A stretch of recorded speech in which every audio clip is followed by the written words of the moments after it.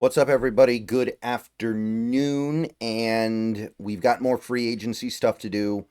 We're going to get to wide receivers in a couple of hours, but I thought now would be a good opportunity to step back and recap some of the Seattle Seahawks news that has come out in the last day or so.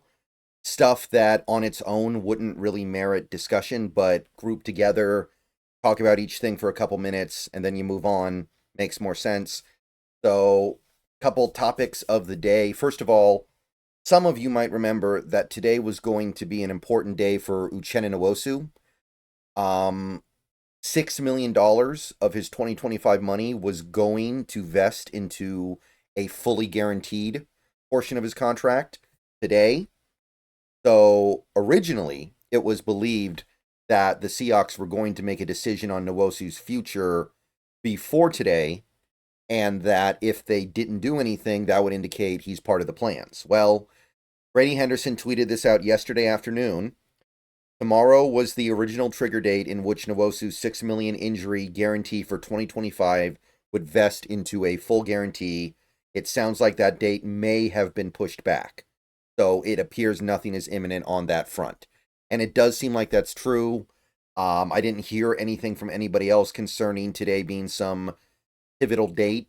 If it is, then obviously it's over, and Nwosu's obviously part of 2025 for the Seahawks.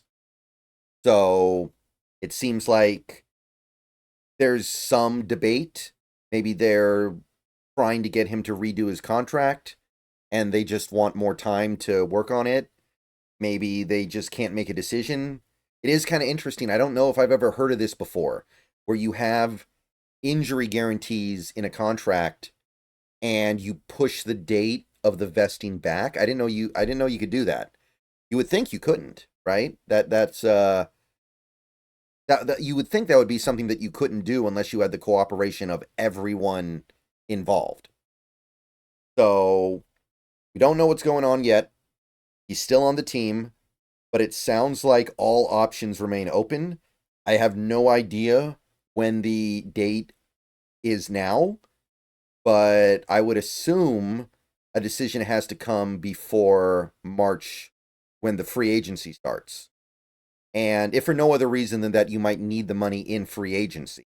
So it could be a month, could be some time. So if you're wondering what happened with Nwosu, the answer is nothing. And in this case, the nothing is not is not indicative that we're definitely going to keep him.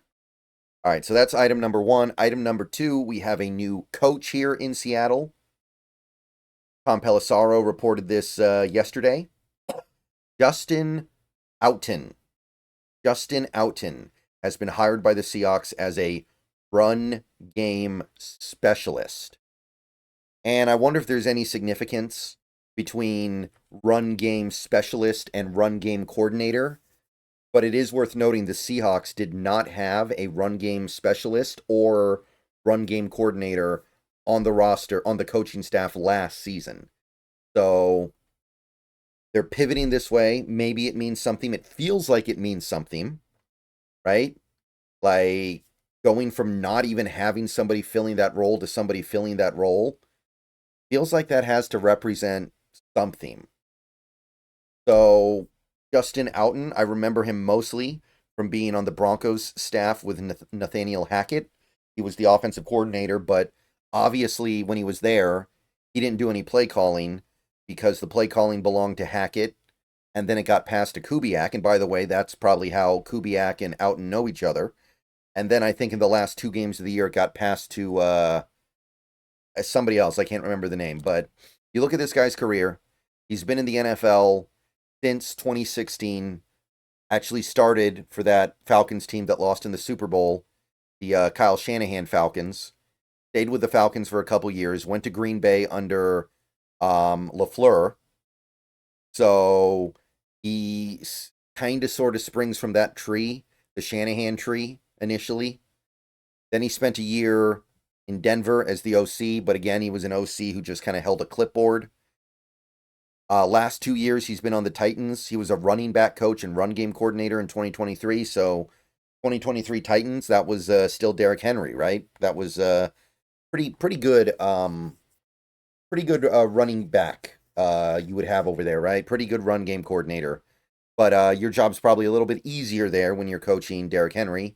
And then last year for the Titans, he was the tight end coach, which, okay, I can't say too much about that, but he was a tight end coach in Green Bay.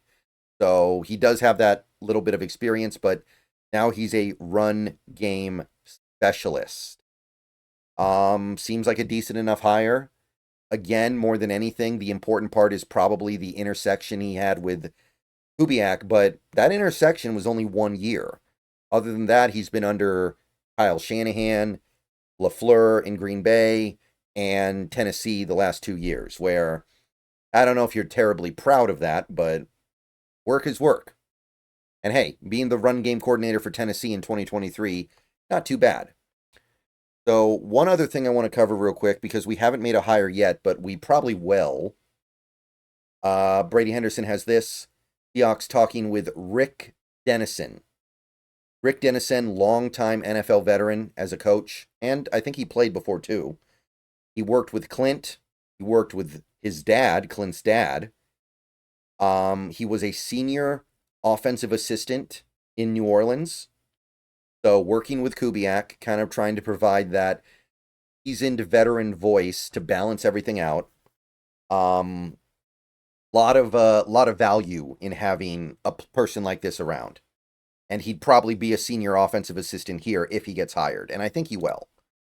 You can see that his time as a coach goes all the way back to the John Elway era in Denver.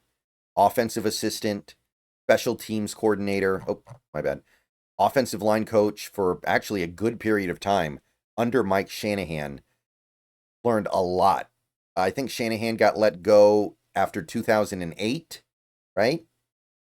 So he spent 13 years, 14 years, I think actually, under Mike Shanahan in Denver, won 2 Super Bowls, had other good success, stayed in Denver under the Josh McDaniels era, went to Houston, spent some time as an offensive coordinator under, God, who was the Texans coach in this era? It wasn't Dom Capers anymore. It was, actually, I think it was Gary Kubiak.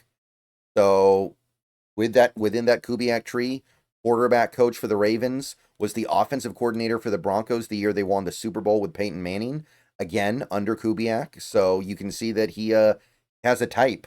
He has a guy that he likes coaching under. Offensive coordinator for the Bills, offensive line coach, run game coordinator for the Jets, same role for the Vikings for 2 years, senior offensive assistant for the Vikings, took 2 years off, and then now senior offensive assistant for the Saints, possibly going to become that same role for the Seahawks.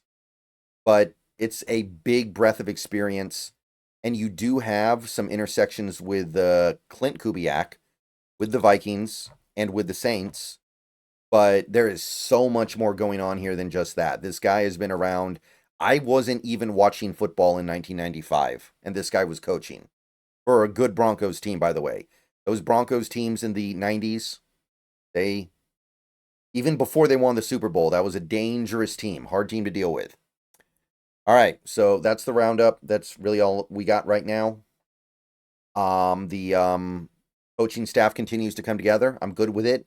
Not that there's much they could do that I would strongly object to, especially when they're just filling out kind of the lower level roles. And yeah, no news on Nwosu. All right, see you guys later. Go Hawks.